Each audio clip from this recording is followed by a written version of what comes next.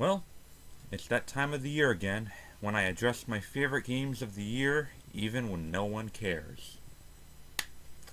Now keep in mind that all of these games that are on my list, I I reviewed, and a few of those games I actually no longer have in my possession. So instead of recording more footage for this particular video, I'm gonna have to use the same clips of my reviews into this video. So whether you like it or not, here are my top 5 games of 2016. Number 5, Dishonored 2. Earning its firm entry at the number 5 spot, Dishonored 2 brought us a very solid stealth action game that is filled to the brim with replay value, and being able to play as 2 different character arcs throughout a whole playthrough, each with their own new and fun abilities and gadgets. While it might not have been as good as the original back in 2012, Dishonored 2 was a very strong sequel, and one of the best games of this year in general. Number 4, Deus Ex: Mankind Divided.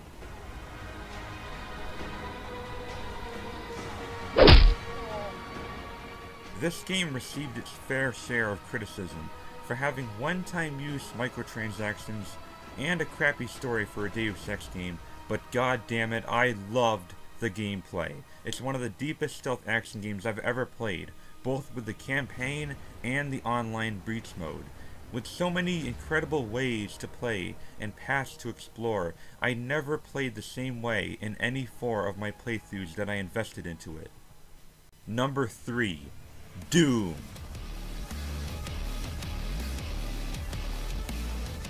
This reboot of the Doom franchise brought us back to its roots, where it excels at mindless, bloody fun that does its best at making you feel like a complete badass. This may have been the most fun game I've played all year. It is both simple and intuitive, as you also get to create and upload your own levels and multiplayer maps, which has since been updated for us to be able to make maps outside now, eliminating one of my very few complaints about the game at launch. Doom is a must-play for anyone who loves shooters or user-created content, or both. Number 2, Uncharted 4: A Thieves End. Let's face it, almost every PlayStation owner knows that Uncharted has always been awesome, and has arguably been the best that publisher Sony has to offer since the second installment. A Thieves End concludes the series in such an appropriate and fitting way that it earns a spot this high on my list.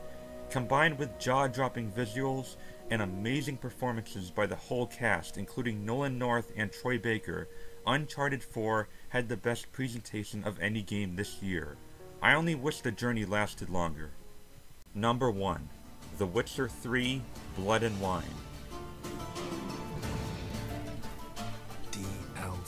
Yes, I know this is just an expansion to a 2015 game, but for those of you who actually played Blood and Wine, you know I am telling the truth that when I say for only $20 this DLC is longer than any of the other games on this list.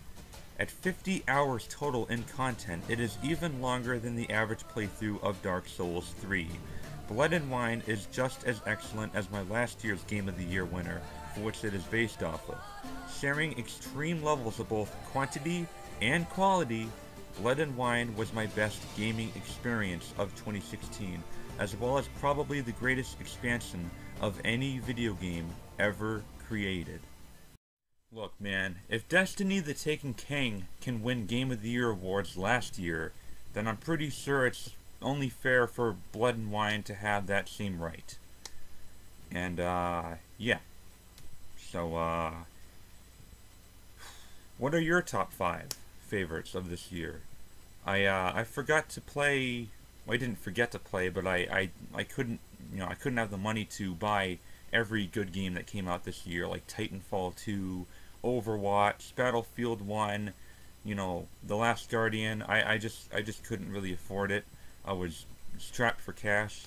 Yeah. I missed out on a lot of good games this year. So, yeah, let me know in the comments down below, guys. And I will consider buying them when they go on price, on sale price. Yeah, man. Anyway, guys, thank you very much for watching, and have a happy new year. The Gamer Gods!